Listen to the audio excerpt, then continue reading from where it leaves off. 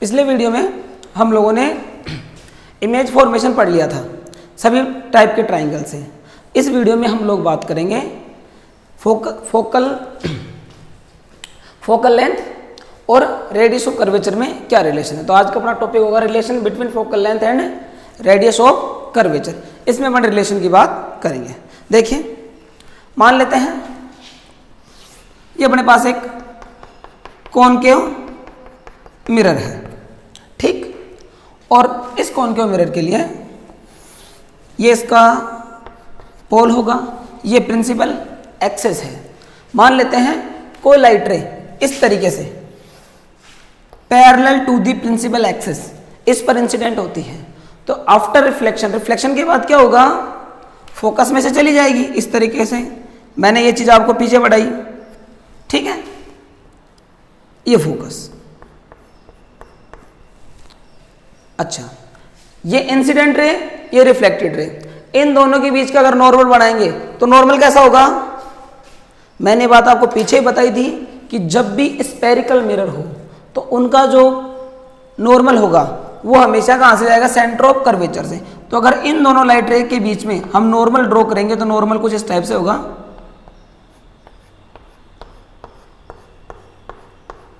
ऐसा होगा normal,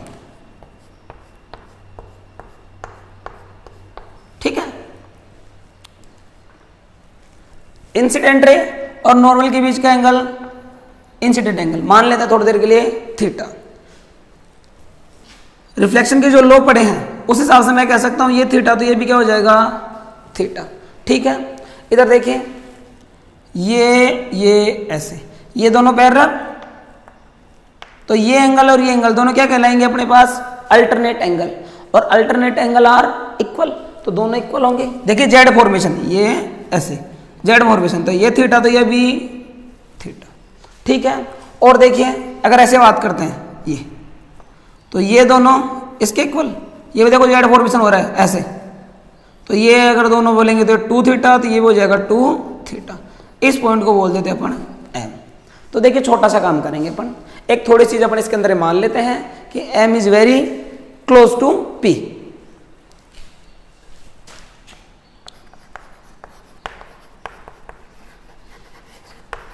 very near to P या वेरी क्लोज टू पी, ठीक है। ऐसा करने से क्या होगा, अगर इसके बहुत क्लोज है, ठीक है, तो अपन देखिए ये इस लाइन को अपन क्या मान लेंगे, एक लगभग स्ट्रेट लाइन। और स्ट्रेट लाइन है तो देखिए ये स्ट्रेट लाइन है, तो मैं लगाता हूं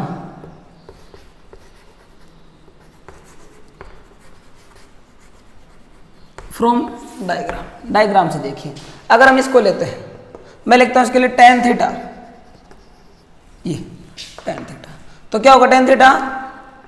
अच्छा एक बात और, अगर ये बहुत क्लोज है तो थीटा या मैं 2 थीटा की बात करूं, एंगल भी बहुत क्या होगा, छोटा होगा। यहां लिख देते थोड़ी सी बात को, थीटा अप्रोक्सीमेटली 0। तो देखिए tan थीटा क्या लिख सकता हूं, थीटा। पीछे बढ़ा अपन लोगों ने कि थीटा बहुत छोटा हो, अप्रोक्सीमेटली 0 हो, तो tan थीटा अप्रोक्सीमेटली इसको अपन थीटा लिख सकते हैं, ठीक है। और थीटा क्या हो जाएगा, देखिए tan थीटा क्या पढ़ा अपन ने, पंडित बद्री प्रसाद हर हर बोले, base upon perpendicular upon base. Theta के सामने ये परपेंडिकुलर, ये क्या हो जाएगा बेस। ये सेंटर ऑफ कर्वेचर है, सी लिख देते हैं, मैं लिखना भूल गया, ठीक है। तो देखिए परपेंडिकुलर क्या है, एमपी, और बेस क्या है, सीपी। बात एक। दोबारा देखिए,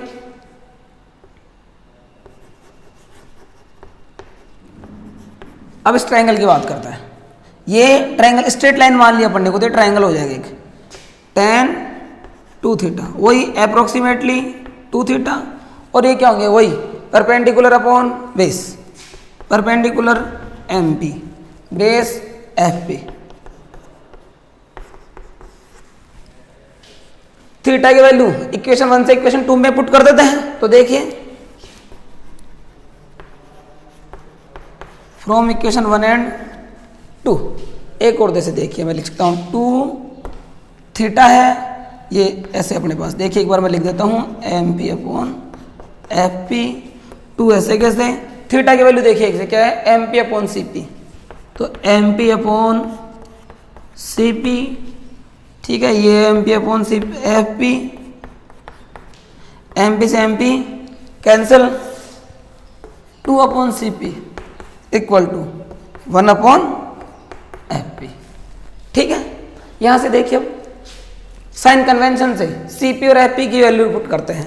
2 C P, C P pole और centre of curvature, sorry pole और सेंटर ऑफ कर्वेचर, ये इन दोनों के बीच की डिस्टेंस क्या होती है याद करो, रेडियस ऑफ कर्वेचर, आर से डिनोट करते हैं।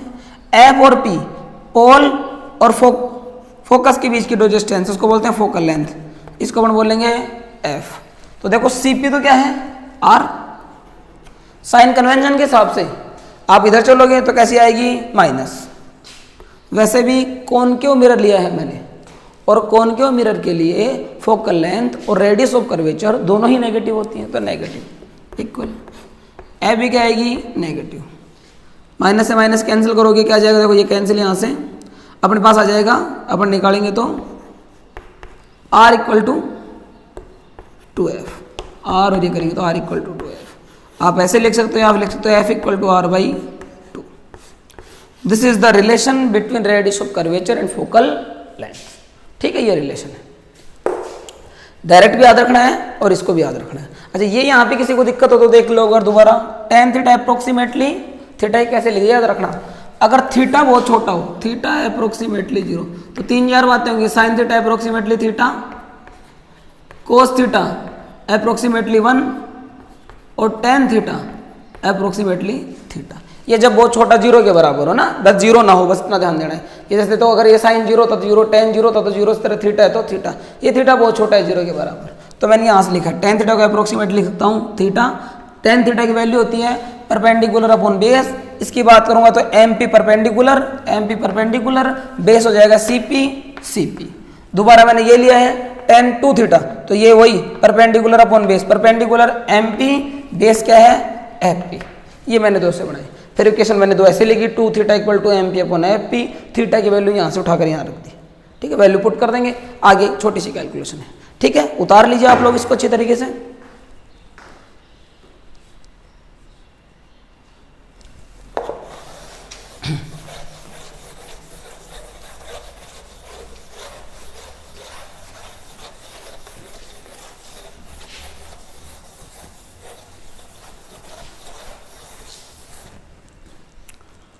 अब हम पढ़ेंगे मिरर फॉर्मूला। ठीक है, मिरर फॉर्मूला क्या है,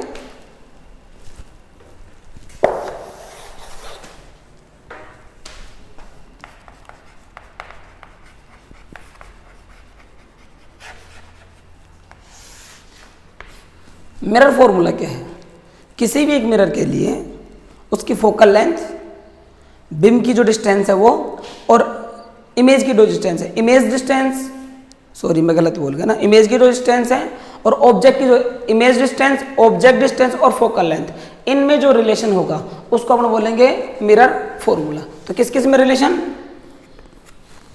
distance of object, distance of image and focal length, इन तीनों में जो रिलेशन अपन फाइंड करेंगे वो रिलेशन क्या कहलाता है, मिरर फॉर्मूला। ठीक है, देखिए मान लेते हैं अपने पास ये एक कॉनकेव मिरर है,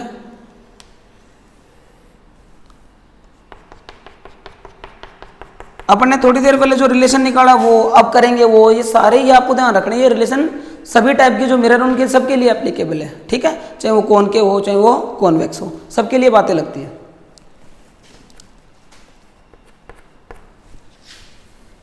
ये कॉनकेव मिरर है अपने पास, ये वही प्रिंसिपल एक्सिस, ये हो जाएगा अपने पास पोल। मान लेते हैं यहां पर कोई ऑब्जेक्ट रखा है, ठीक, इससे कोई लाइट रे इस तरह जाती है तो ये ऐसे आ जाएगी। ठीक है, अपन ने पीछे पढ़ा था, अगर इस तरह जाएगी तो ऐसे आ जाती है। ठीक, और देखते हैं, ये मान लेते हैं कोई लाइट रे पैरेलल जाती है, तो पैरेलल जाएगी तो किस में से निकल जाएगी, फोकस में से, मान लेते हैं यहां से निकल गई, और जहां से जा रही है इसको क्या बोलेगा आप, फोकस। दोनों यहां पे मिल रही हैं, यहाँ पे बढ़ जाएगी आपके पास इमेज। रिफ्लेक्टेड लाइट रे, जहाँ पर आपस में इंटरसेक्ट करती है, जहाँ पर काटती हैं, मिलती हैं, वहीं पर क्या बनती है, इमेज। ठीक है, नामकरण संस्कार कर देते हैं। ए बी, इमेज जो बनी है उसको बोल देते हैं ए डैश बी डैश। ये ऑब्जेक्ट है, ऑब्जेक्ट की पोल से जितनी भी डिस्टेंस है उसको बोलेंगे अपन किससे डिनोट करेंगे, यू से। मैं कैपिटल यू काम में ले रहा हूँ, ज़्यादातर स्मॉल यू भी ले लेते हैं, वो बस इसीलिए ले रहे हैं कि आपको यू और वी में जो डिफरेंस हो साफ साफ दिख जाए। इमेज है, इमेज और पोल के बीच की जो डिस्टेंस है उसको बोलेंगे इमेज डिस्टेंस, वी से डिनोट करेंगे। फोकस और पोल के बीच की जो डिस्टेंस है फोकल लेंथ बोलेंगे, डिनोट करेंगे किससे, स्मॉल एफ से। ठीक है, देखिए शुरू करते हैं।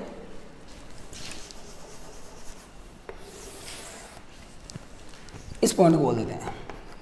यहां पर भी ये बात हमेशा ध्यान रखेंगे, M is very near to P.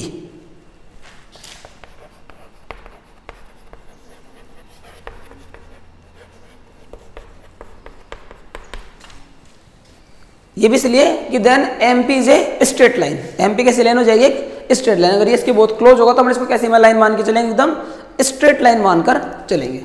ठीक है, इससे अपने काम बहुत सारे आसान हो जाएंगे। देखिए मैं कहता हूं कि triangle A B P, A B P, इस ट्रायंगल की बात करूं, ए बी पी सिमिलर है triangle A dash B dash P के।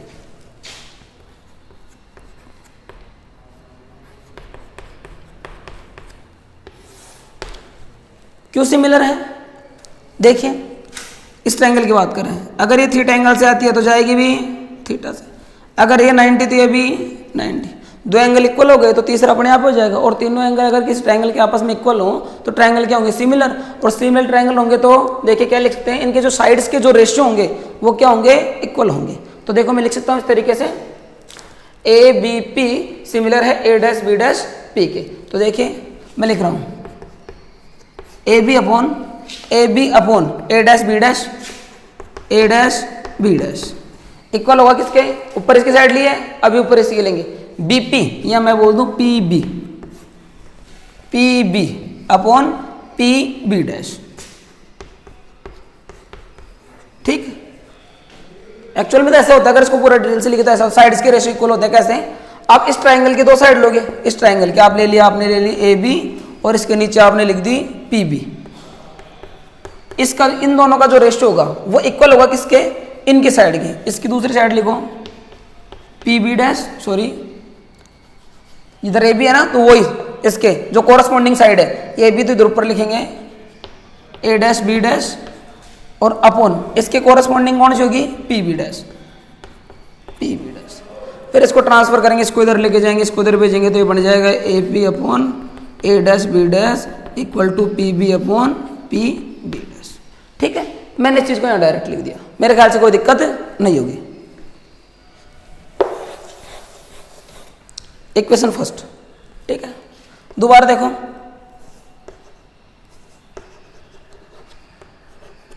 दूसरे ट्रायंगल की बात करते हैं। मैं ट्रायंगल की बात कर रहा हूं, triangle A dash B dash F और ट्रायंगल एम पी एफ। देखो ये दोनों ट्रायंगल, अब इन दोनों को सिमिलर कैसे बोल रहा हूं, ध्यान देने की बात है। एम पी को हमने क्या मान लिया, एक स्ट्रेट लाइन, तो एक स्ट्रेट लाइन हो गई है।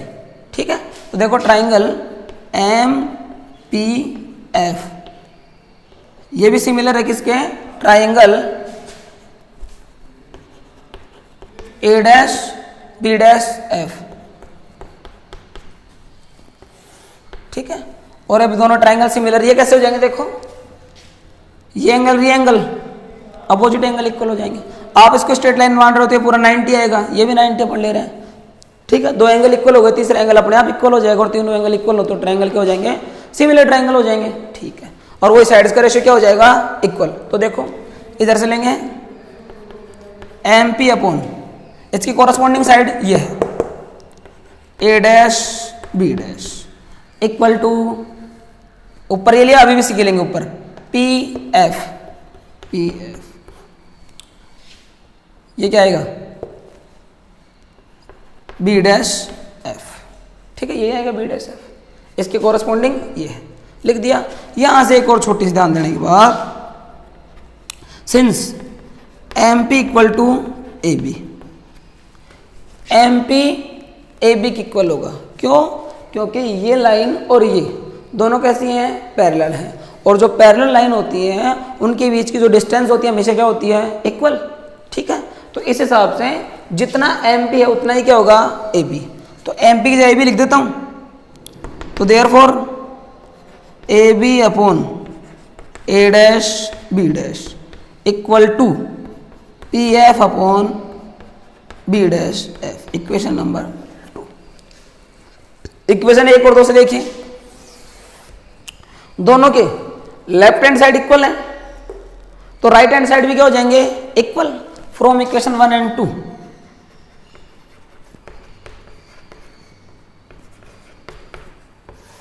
From equation 1 and 2। तो देखिए 1 और 2 से करते अपन,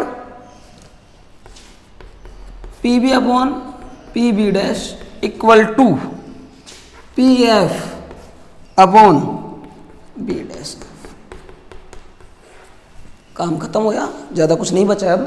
P B dash, P F, B dash F, सबकी वैल्यू साइन कन्वेंशन से पुट कर देंगे, काम खत्म हो जाएगा। देखिए पी बी की बात करें तो पी बी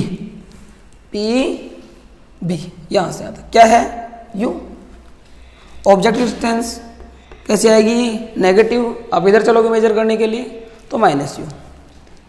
ये आपके पास पी बी की वैल्यू है। अच्छा और देखें पी बी डैश, ये कितनी है? वी। कैसे आएगी? नेगेटिव। और देखिए पी एफ फोकल लेंथ हो जाएगी एफ, कैसी आएगी? नेगेटिव। और क्या बच गया? बी डैश एफ, देखिए बी डैश एफ ये है। अब ऐसे तो कोई आ नहीं रही, इसको निकालने का तरीका अगर इस पूरी में से मैं इसको माइनस कर दूं, देखिए बी डैश एफ निकालने के लिए अगर पी बी डैश में से मैं पी एफ को माइनस कर दूं तो आ जाएगी बी डैश एफ। देखो ये है बी डैश एफ, अगर इस पूरी में से ये माइनस कर दे तो ये अपने पास आ जाएगी। ठीक है, देखिए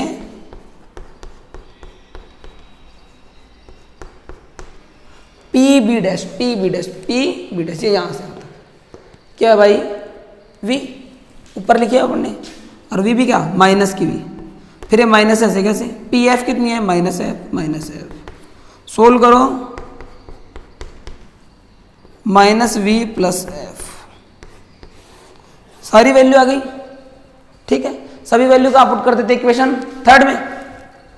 तो देखो अब इक्वेशन 3 से देखो क्या हो जाएगा? From equation 3। ठीक है, यहाँ पे ऐसे लिख दो, put the value in equation 3। तो देखिए पी बी क्या हो जाएगी? पी बी की जगह है माइनस यू, ये पी बी और ये पी बी की वैल्यू ये minus U upon P B dash minus V equal to P F देखिए कहाँ है? पी एफ ये रहा, P F minus F upon B dash F ये रहा, बी डैश एफ, और बी डैश एफ कितना है? Minus V plus F. ठीक है, क्रॉस मल्टीप्लाई कर देते हैं, है ना?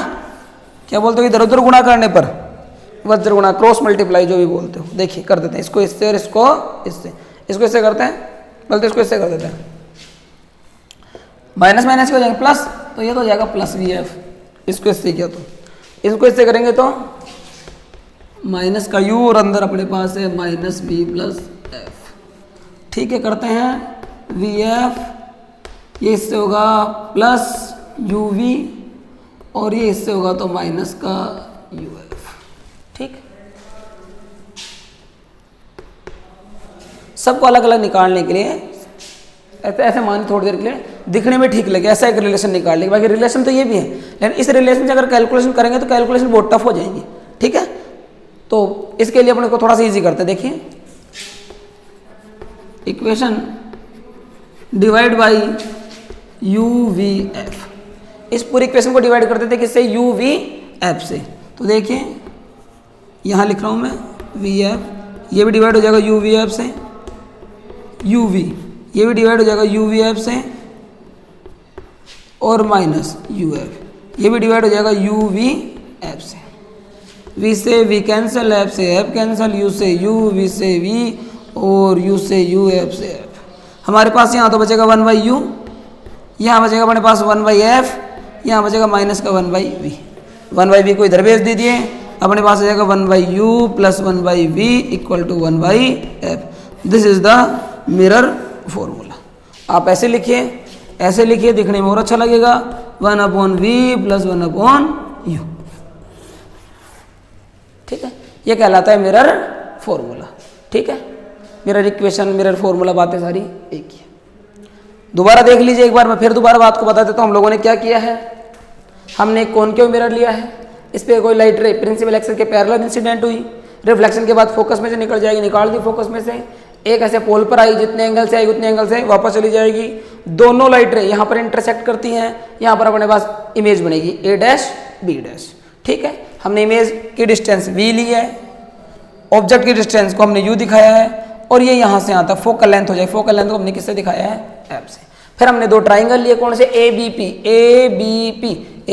पी, और दूसरा a dash b dash p, एक तो ये और एक ये a dash b dash p। ये ट्राइंगल और ये ट्राइंगल दोनों क्या है, सिमिलर ट्राइंगल है। हाँ, आप लिख देना चाहिए, triangle A B P and triangle a dash b dash p is similar triangle. ठीक है, अब सिमिलर ट्राइंगल है तो क्या हो जाएगा, देखो हम इसकी दो साइड लेंगे, हमने इसके साथ रेशो, साइड्स का रेशो इक्वल होगा। मैं लिख रहा हूँ A B upon a dash b dash, इसके नीचे, ठीक है, A B upon a dash b dash equal to, अब ऊपर मैंने ए बी लिया, तो अब जो मैं साइड लूंगा, इतना ध्यान रखना है, अब जो मैं साइड लूंगा वो भी मेरे को इस ट्राइंगल की लेनी है। कौन से की, ए बी पी वाले की। ऊपर लिखी पी बी, ऊपर ए बी, ये ट्राइंगल ए बी इसकी थी, तो भी इधर भी इक्वल में इसी की P B upon P dash, oh sorry P B dash, ये P B upon P B dash, ये लिख दिया इक्वेशन। दोबारा हमने ट्राइंगल लिया, कौन सा, एम पी एफ और a dash b dash f, ये दोनों भी ट्राइंगल क्या हो जाएंगे, सिमिलर ट्राइंगल होंगे।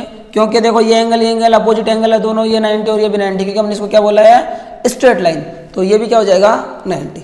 फिर इसके लिए देखो एम पी, इसके सामने क्या है, ये इसकी corresponding side M P upon a dash b dash. दूसरा हमने लिया इसका पी एफ, इसकी कितनी है, एफ बी डैश या b डैश f, ये लिख दिया। फिर मैंने कहा कि एम पी किसके इक्वल होगी, ए बी के, क्योंकि ये लाइन, ये ए एम और बी पी दोनों क्या है, पैरेलल, और पैरेलल लाइंस के बीच की डिस्टेंस हमेशा क्या होती है, इक्वल होती है। तो इस हिसाब से M P equal to A B लिख दिया मैंने यहाँ पे, तो ये एम पी की जगह ए बी लिख देंगे, A B upon A dash B dash equal to P F upon B dash F. Equation number 2 first दो आ गए। अच्छा, दूसरी बात हम लोगों ने क्या पढ़ा है, अगर दो इक्वेशन अपने पास है, दोनों की right side equal, sorry left side equal है, तो राइट साइड भी क्या हो जाएंगे, इक्वल हो जाएंगे। तो देखो फ्रॉम इक्वेशन 1 एंड 2 दोनों को लिख देंगे एक दूसरे की इक्वल, लिख दिया मैंने। साइन कन्वेंशन से हम लोगों ने क्या किया, इन सब की वैल्यू निकाल, इन सब की जो वैल्यू होगी, पी बी कितना है minus U, P dash B कितना है माइनस का वी, पी एफ कितना है एफ, बी डैश एफ कितना है माइनस वी प्लस एफ, ये सब निकाला। इन सब की वैल्यू अपन ने यहाँ पुट कर दी, क्रॉस मल्टीप्लाई कर दिया, आंसर आ गए। ठीक है, इसको देखना है, इसके आगे क्वेश्चन है जरूर करना। इसके आगे का जो टॉपिक अपन पढ़ेंगे वो कल पढ़ेंगे, लीनियर मैग्निफिकेशन।